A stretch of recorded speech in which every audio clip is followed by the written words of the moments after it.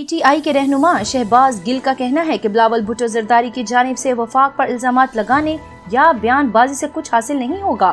آپ دیکھ رہے ہیں دھرتی نیوز، خبر کی تفصیل سے آپ کو آگاہ کرتے ہیں۔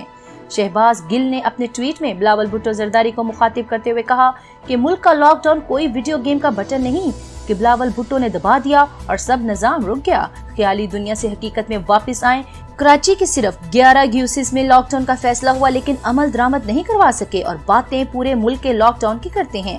اب بیان بازی نہیں، کام کریں۔ شہباز گل کا کہنا تھا کہ وفاق پر الزامات لگانے یا بیان بازی سے کچھ حاصل نہیں ہوگا۔ عوام جانتی ہے کہ وفاق پورے ملک میں غیر سیاسی بنیادوں پر اربوں کی امداد تقسیم کر رہا ہے، جس کا بڑا حصہ سندھ کو دیا گیا۔ عوام کی یہ امانت براہ راست ہی تقسیم ہوگی۔ یاد رکھیں، ہم خیانت نہیں ہونے دیں گے۔